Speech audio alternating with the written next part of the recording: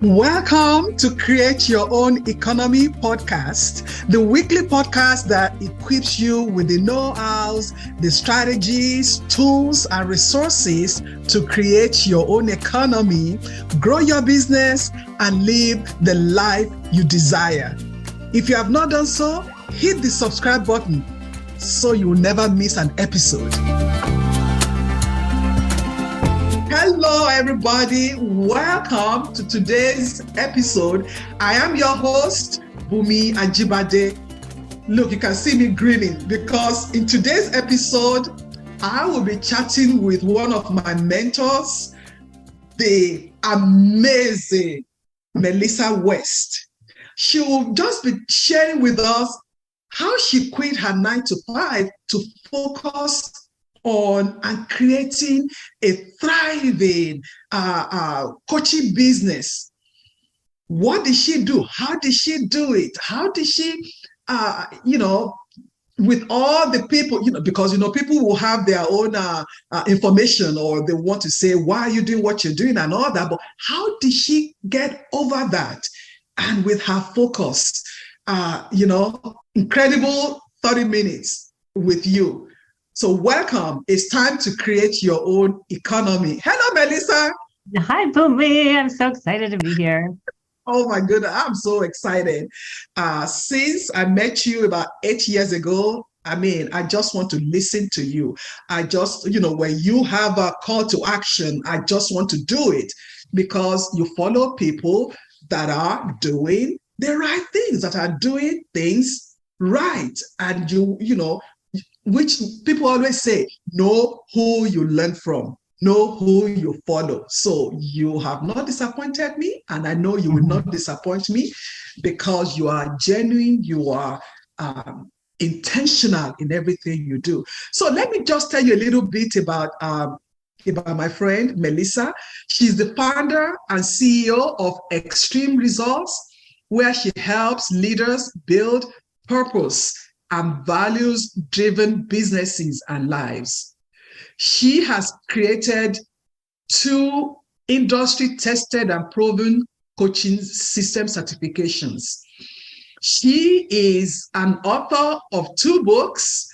Also, she started her career as a faculty member and mentor of the John Maxwell team, where she served over 12,000 professionals from over 140 countries. Melissa is an accredited professional certified coach, PCC. She graduated from Institute of Professional Excellence in Coaching, IPEC, and also she holds a bachelor's degree in Management Information Systems from the University of Wisconsin in Milwaukee. Melissa is happily married with her best friend, Chris, and her 2 adorable daughters. At times I want to pitch them when I see them. So thank you, Melissa, for really agreeing to share with my audience and add value to them. Thank you so much. My pleasure. My pleasure. I know you graduated in management information systems. That's technical in the techie world. And then you decided to just leave that and start your own business. So how and when did you know it was time to make that change? So I had gotten into management information systems, which it's techie, it's computers, it's software, hardware, all the things that I never really thought that I was going to get into.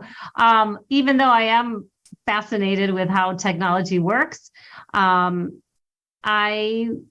wasn't something that was my passion. It wasn't something that was really, it didn't really make me come alive and draw out my best. It was a job, and I liked it. I'm not going to say I didn't. I liked it.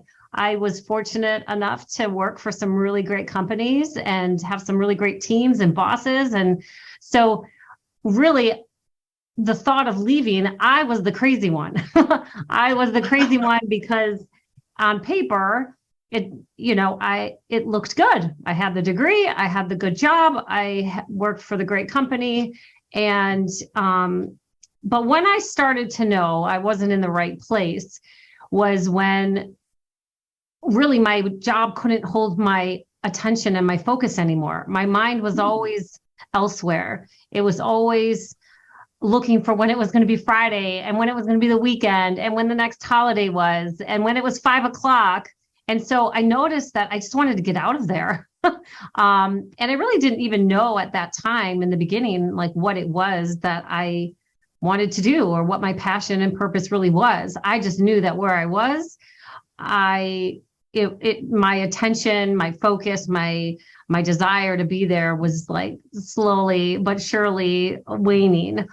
And once I did find personal development and coaching, and I saw the difference in me, I saw the difference in, wow, like this really energizes me. I'm obsessed with it. I can't read enough, watch enough, learn enough. Like I truly was obsessed that I was like, wow, like this. Now we're talking.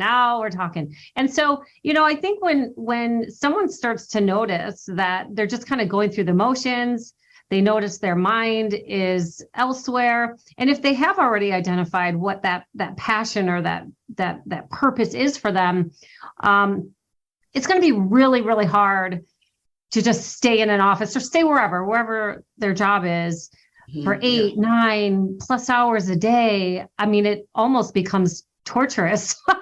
You're right.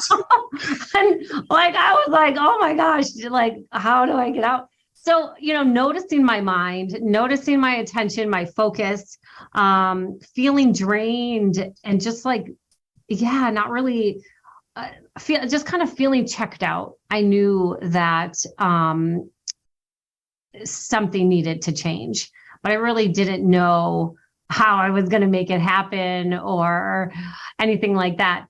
But that to me was the first step, or the first awareness was like, okay, this place is not drawing out my best. It's not igniting my passion and purpose. I'm not contributing to my highest level and of greatest value that I know I can bring. And so something's got to change. What do I do? But I had to be for me, I was at that point where I was ready to start looking and exploring, okay, what is the thing going to be? I just love what you said, because so many of us have been there, and my audience also. There was something you said when that job couldn't hold your attention any longer. And I think we get to that point, and then we're afraid, what will happen to me? What will happen to my family? What will happen to my bills? What will happen to this? And then we keep on staying there. But again, you said when you felt it was no longer contributing to your highest value of who you are, but you were contributing to somebody else's value on the job because you were doing the job very well. But for you, it was like, okay, it's 5 o'clock. Oh, it's Friday. Then on Sunday, it's like, oh, can I have one more extra day on Sunday? So bad. Yes. Right. So at that point, you just have to stop and say, there's something, and I need to look for that thing. And COVID helped us to stop.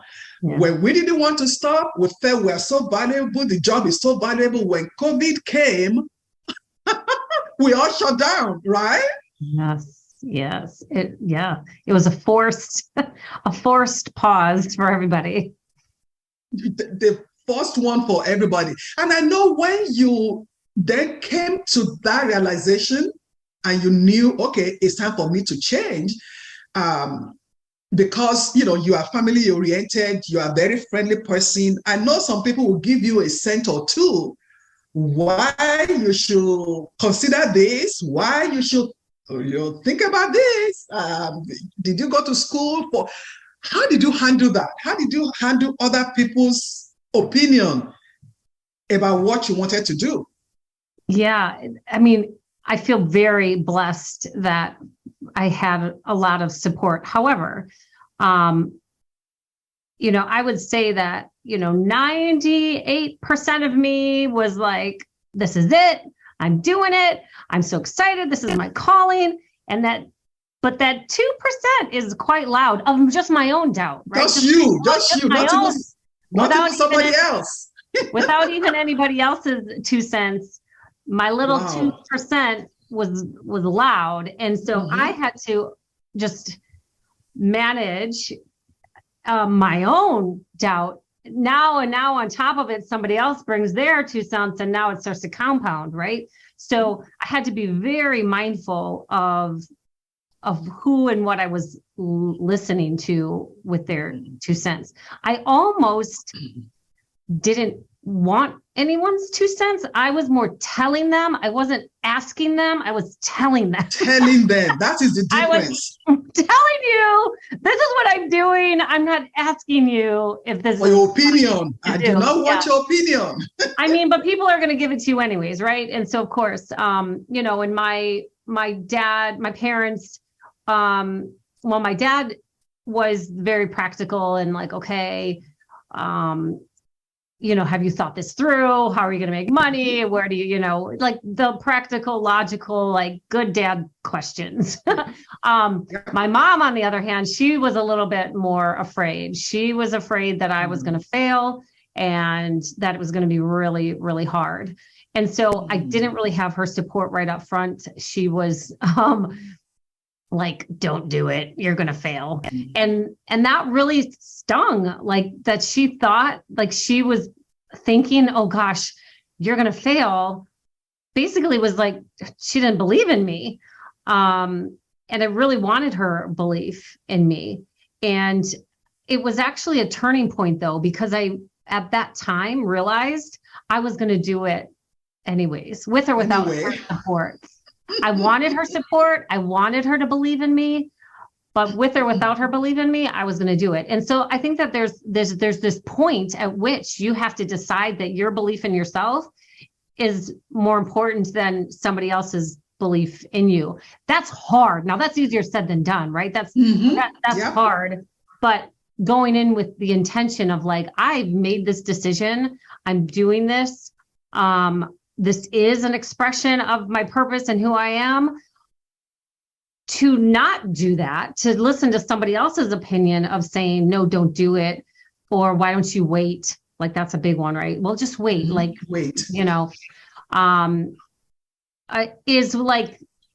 is really it's like their own stuff. Like that's their reflection of their own fears and their own beliefs. And so you just got to really be protective of what you believe in and what you want, because you're going to get all sorts of opinions. And there were some people that, especially like colleagues and stuff, when they were like, what are you doing?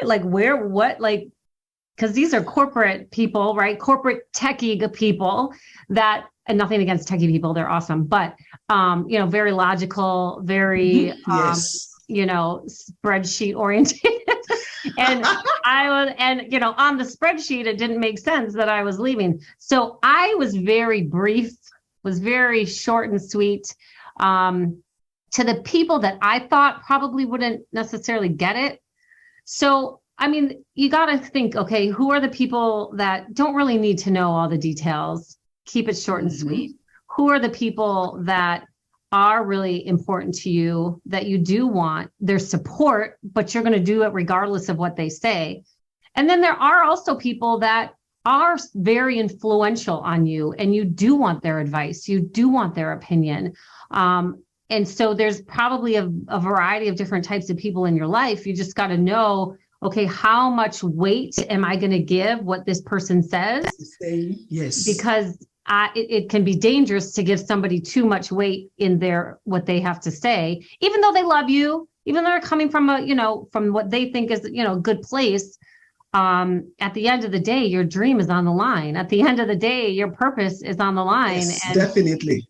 There's a greater cost you're not just taking their 2 cents and, and running with it. It's going to cost you more than 2 cents if you abandon your dream because somebody else can't get behind it. So definitely, yeah, definitely. And 9 to 5, when we're in corporate America or whatever job you are doing, which is job 9 to 5, the mindset of that job is totally different from the mindset of creating your own business, be in charge of your own business, and just be the owner, the boss.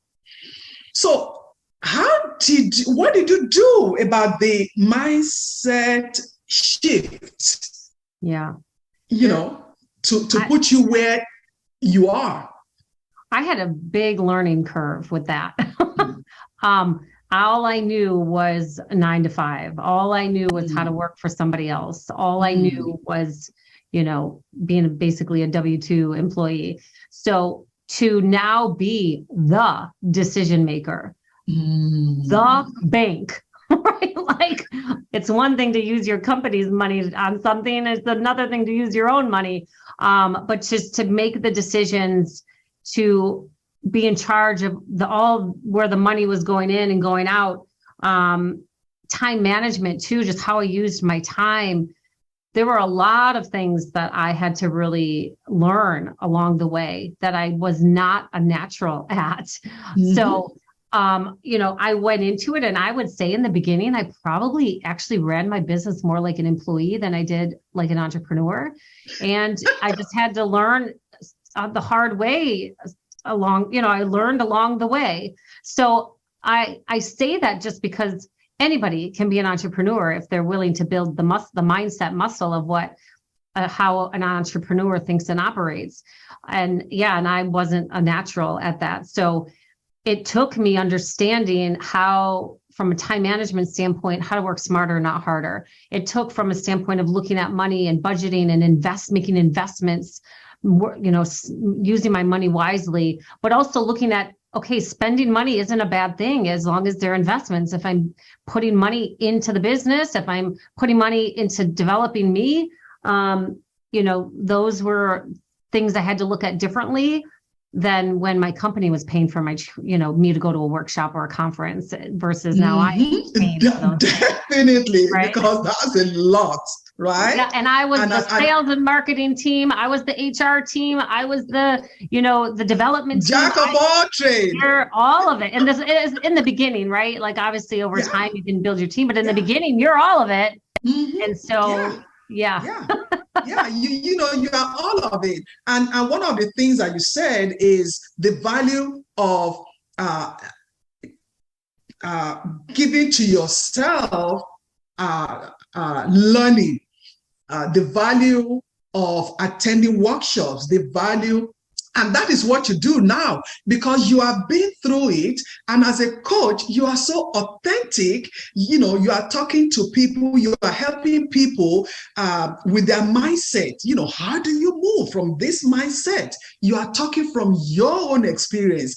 And also you are talking from what you have also learned from thousands of people that you have been blessed to coach, to support them in developing their business. So how important is self-development for an entrepreneur? Because we talk about self-leadership.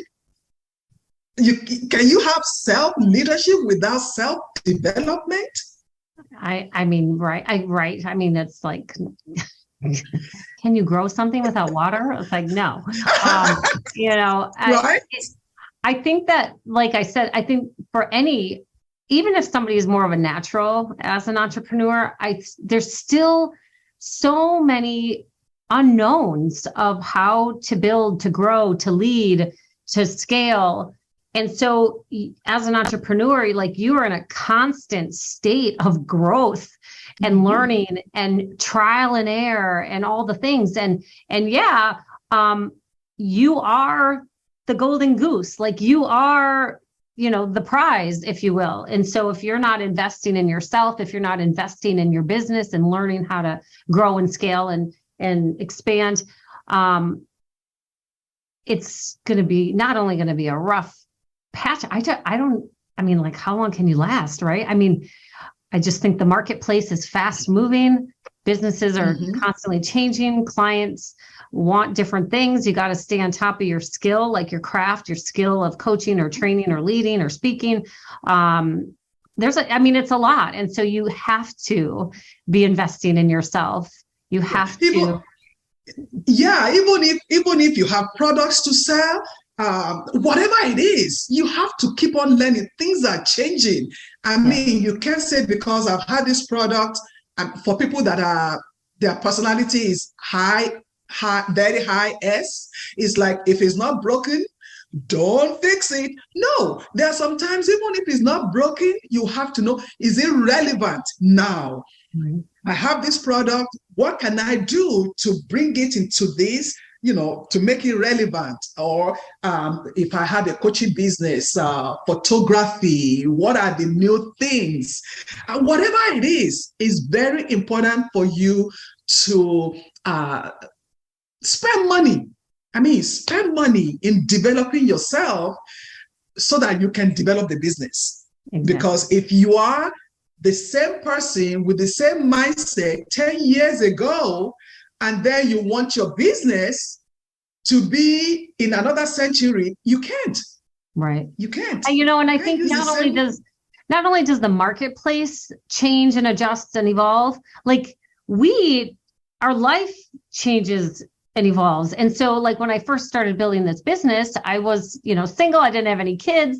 It was my obsession. It was my baby. And I could build it very in person. I could go to all the networking meetings. I could just like be out in the community. Well, after I got married and had 2 babies, it was kind of like, I wanted to be home more. I didn't want to travel as much. I didn't want to be going to every networking meeting in the evening and all those things. So I had to learn how to build an online business. I had to learn how to be more virtual. And so, I changed. And so my business model changed. And so I think that it's also, the marketplace is going to change. But then even with COVID, it was like many people had to change their business model because of COVID. Yep. Life is going to happen. And so you're going to need to learn different business models, different ways of leveraging social media, networking, all of, product sales, services, sales of your services. It is a constant state of change that you are. And honestly, entrepreneurs love learning. So we're like, oh, goody, I get to learn something new today. Yes. And so that I say all of this because it's actually very exciting. It's very exciting to learn how to get out there in the world and serve people and make money in a different way. I didn't know I could make a great living working from home. And so you learn these different things, but you got to invest in yourself and in your business. That is the thing. And what I also notice is some entrepreneurs just think, oh, I don't have money because, money is tight. I'm putting everything in my business and all that. And they're only looking for free stuff. And free stuff is good. I'm not sure. I love free things too. Free stuff is good. But really investing in yourself. I know there was a time you were, I was in one of your classes or something, and you just talked about investing in yourself, a training that cost you tens of thousands of dollars and all that. So I just want to say that for my tribe to say, investing in your personal development is investing in your business. And it will pay. I promise you, it will pay well. So the other thing that people always ask for is, I know I started my business while I'm still my 9 to 5, my side hustle, and I want to go full time. So what do I do? How do I get ready? What are some steps I need to take? Because I'm scared, right? What do you tell those entrepreneurs or those side hustlers or people that want to scale their business and expand their business? Yeah, I think the very first step is to really make the decision you're going to do it. Like, you got to make that decision and commitment to say, all right, I'm going to look at this as a full-time business, not a side hustle. Because if it's always looked at as a side hustle, it will always be a side hustle. If it's looked at like a hobby, it'll always be a hobby. It won't be a true business. So I think first is deciding, what do you want? What do you want really this to become? And once you decide and say, like, I remember I wrote on a index card that basically the vision of my coaching business. And I wrote, and then I set a date. I said I was going to leave my corporate day job, set a date. Now at this time I knew nothing. And it was like 9 months from that. It was 9 months away. And when I set that date, I didn't even really have a client base. I wasn't really bringing in enough money or anything. So how I was going to get there, I had no idea. But I really believe if I wouldn't have made that commitment and set the date and made that decision in advance, I would have kind of waffled and, dabbled and did a little bit and all that. So if you're really wanting to do this, you really got to make that commitment, make that decision, set a date. The other thing I think is really important, because, hey, at the end of the day, we have bills, we have families, we have responsibilities, is you really do have to look at financially what's it going to take to really make this work. And I don't know about you, but I shied away from looking at numbers. I didn't want to look at the numbers. I just wanted to believe, right? I'm going to believe in myself and I'm just going to do it. And that energy is so great, but you really got to look at your numbers. You got to know, what is it going to take for this to actually be a decision that that you can get your energy behind it. And once you know what is it really going to take financially, now you can actually start to map it out of okay, how do I get there? How many clients do I need? How many workshops do I need to run? How many widgets do I need to sell? How many books do I need to once you have a date and a number and a commitment to that, now you can start to really, reverse engineer it and take a look at what does it take for me to get there. What I also did after I made those decisions, I looked at my numbers. Then I looked at my time, because I knew that I wasn't going to get there just by blinking, but that I was really going to have to commit from a time standpoint, because I was working 9 to 5, right? So I was, my hours were limited. And I think that, it's hard when you have a family, when you have already a job, but you really got to find those pockets of time, even if it's 15 minutes here or an hour there. How can I put that 15 minutes toward my business? How can I put that hour toward my business? And starting to take a look at what do you have from a time standpoint to really invest in this, because you got to get visible. You got to, start to create connections, just be visible and be known. I always say, tell the humans need to know you're here. You got to go be visible and tell the humans, be seen, be heard, be infectious. And so I think knowing your numbers, setting that date, making that commitment, looking at your time, because once you start to invest your time in being visible now and building some momentum, that's the key, is momentum. The key is building momentum, because I can get a client here, I can get a client there, but if I can't, I'm not impressed by somebody who can get a client or run a workshop, write a book. I'm impressed by the people who can get client after client after client after client after client, who can get workshop filled after workshop filled after workshop filled. And so this is not a one-hit wonder, I got a home run, now I can quit my day job. No. You got a home run, but now we got to create some momentum off of that home run. Yes. Wow. Because if you don't think about sustainability, if you don't think about longevity, then you'll wonder why the next workshop didn't fill, or the next, where's the next client going to come from? And I think that that's like one of the hardest things for entrepreneurs, especially like people that do our type of work, is just this feast or famine. It's either, you've got clients or you don't got clients. No, you don't. Yep. Yeah, you're right. You either have a sold out workshop or you've got no tickets. No tickets. Yep. And I have been there too. So have I. I think it's like our rite of passage is you have to have like a flop or many flops. And so, so that's actually a really good point, not only to create momentum, but also know there are going to be flops. There's going to be times when you fall flat on your face. And that's why, going back to what you were saying about investing in yourself, that's why it's so important to invest in yourself, because guess what? When you're investing in yourself, most likely who you're around are other people who are investing in themselves.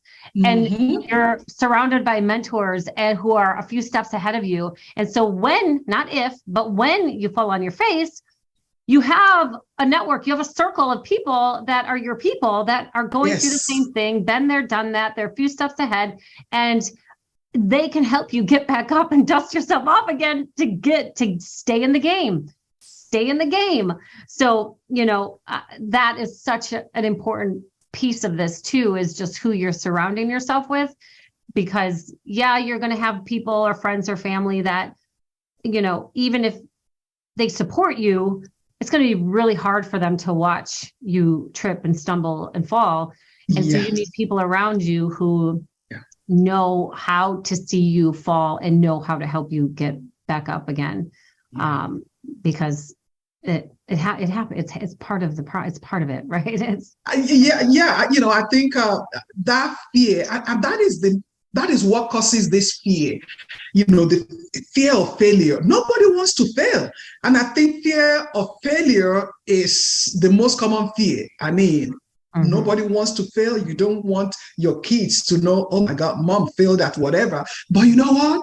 When we fail forward, when we learn from the flop, when we learn from when we fell down, or we thought this product is the best, and then, you sold it one time and the next time nobody is even trying to buy it. At that moment, when we begin to doubt or to be afraid, how do we overcome that? What do we do to overcome that? That's a whole workshop. But that's a big one. That's a big one. That's a big one. But honestly, like if I were to invite your listeners to do anything with the fear of failure, is to change their relationship to fear, because fear is part of the human experience. It's not meant to eliminate or get rid of. It's part of being human. And so when we try so hard to avoid fear, failure, messing up, embarrassment, disappointment, like we're navigating, trying not to fail, trying not to be disappointed or whatever. We're trying not to waste money or spend it on the wrong thing. It's like fear has this chokehold on you. It owns you. And that's really where, when you shift your relationship to fear, you own it. It doesn't own you. You can experience it. You can have it, but it's not going to whip you around like a rag doll, owning you. And you can say, wow, you can acknowledge and say, wow, like, I'm nervous. I'm afraid this isn't going to work out. I'm afraid no one's going to buy. I'm afraid. Okay. It's okay to be afraid. I think that's the biggest thing, is like, it's okay to be afraid. It's okay to have doubt. It's okay. You're human. You get to, here's your little permission slip. Here's your pass. You get to be afraid, have doubt, question it all. You get to experience that. Yes. And then you get to choose, what are you going to do with that? Are you going to let that control you in taking or not taking your next step? Or are you going to, as they say, do it afraid? Take the fear with you and just say, all right, you can come with, but you're not in the driver's seat. I'm in the driver's seat. Yes. And the truth is, I can be afraid. I can be shaking in my shoes, and I can still do it. Do it. I can still send the email. I can still make the post on social media. I can still go introduce myself to that person. I can still do it, even if I'm like, oh my God, is this going to work or not? Right? Like, I can still do both. And the more we don't allow fear to own us, then it's just like it's just some background noise that's like, yep, I'm afraid of that. All right, let's go anyways. Oh, here we are. I'm doubting myself. Okay, but the truth is that isn't my truth. The truth is I'm just nervous. I don't want to be rejected. I don't want to waste money. I don't want this to fail. And who does? Nobody does. Nobody does. Nobody does. So Melissa has given us a pass. You got your pass to be afraid and to have some doubt. The pass that you don't get is to allow those things to be in the driver's seat. That's the pass you don't get. So you can be afraid, but you know what? Go out and do it. Because if you don't do what you are created to do, if you are not becoming who you are created to become, you are just missing out on life. You are missing out on life. So don't let fear paralyze you to the extent that you don't want to do anything. I said, okay, you know what? I think I just keep on going with my 9 to 5, maybe one day. No, Melissa said, make a decision, make a commitment, set a date. And your finances, that is so important. Know how much you need to live monthly to pay your bills, and have some savings, so that as you are developing the business, you have something to help you pay the bills so that you are not running back and all that. Oh, Melissa, I wish we had 2 hours to do this. Right? And Melissa, I told you Melissa is an author of 2 books. And one of the books, Melissa, could you raise that up? I'm sorry, I don't have my book here with me. All right, this one. That is one of the books, Hot Pursuit. And this book just chronicles Melissa's journey, how she went about it. And you know what? She did not sugarcoat anything. She didn't quote anything. She said it as is. And I know you will pick 1 or 2 things that will strengthen you as you go on this journey, as you want to quit your 9 to 5 and create a thriving business for you, creating your own economy, creating your own source of income, living in your truth, living in who you are, your vibrant self, the way God created you to be. So that book is on Amazon. We are going to leave you a link for you to go in and buy the book and read more. And also, if you want to reach out to Melissa, we'll also have her information for you to do that. Melissa, I really want to thank you for your time. And look, my friends, if you really want to take a leap, if you are thinking of leaving your 9 to 5 and building a thriving business, creating your own economy, your own source of income, or increase or grow your business in 2023, everybody is setting goals, right, Melissa? This is the time we are setting goals for next year. and invite you to consider a boot camp that I have in January for entrepreneurs. And you know what? Melissa is the queen of boot camps, and she does it so well. So I tell you, I've learned from the best. I tell you that.